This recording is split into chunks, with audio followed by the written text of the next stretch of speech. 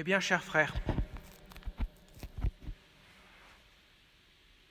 vous soyez sans crainte. Je sais que vous cherchez Jésus le crucifié. Il n'est pas ici, car il est ressuscité comme il l'avait dit. Mes chers amis, nous fêtons la résurrection du Christ. Le Christ n'est plus dans le tombeau. Il est vivant. Il est vivant pour l'éternité. Désormais, sa place n'est plus sur la terre, ici-bas, mais elle est au ciel. Jésus vient donner sa vie par amour pour nous sur la croix, pour ne pas rester dans la mort, mais bien sûr connaître la résurrection. Les femmes de grand matin se rendent au tombeau et voilà qu'elles le trouvent vide. Elles sont dans la crainte, mais également dans la joie, quand elles voient le Fils de Dieu ressuscité d'entre les morts. Désormais, Jésus n'est plus ici, il n'est plus au tombeau, il est vivant pour l'éternité. Mes chers amis, la résurrection est un grand mystère.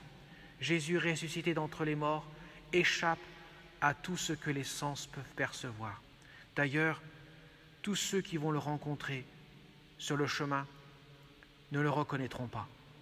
Ne le reconnaîtront pas avec leurs yeux de chair, mais seulement avec la foi. La vision ne suffit plus. Il n'est plus de ce monde. Il n'est pas revenu à la vie, il est ressuscité. Désormais, c'est le mystère de sa présence qui se fait connaître par la foi, par l'acte de foi. Seigneur, je crois que tu es ressuscité.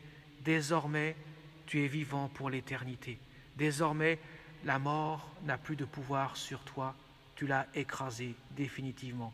Tu es le premier-né d'entre les morts, le premier à connaître la résurrection, à faire entrer ainsi l'humanité dans le sein de la divinité. Mes chers amis, la fête de Pâques, en cette année si particulière où nous, pour la plupart d'entre vous, ne pouvez pas vivre physiquement le sacrement de l'Eucharistie, de cette Pâques, de cette résurrection du Seigneur, eh bien, malgré tout, c'est une grande fête. C'est un grand bonheur pour nous de fêter celui qui n'est plus tenu par les chaînes de ce monde, mais qui a libéré les hommes, justement, de l'emprise de ce monde pour lui donner une part de la vie, la part de la vie éternelle, pour donner la résurrection d'entre les morts.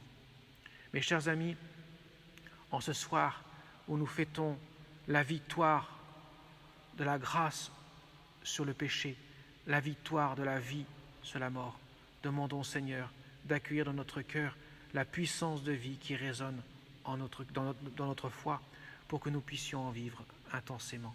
Mes chers amis, demandons à la Vierge Marie de nous aider à toujours accueillir dans notre cœur ce don de l'amour de Dieu pour que Dieu puisse toujours vivre en nous.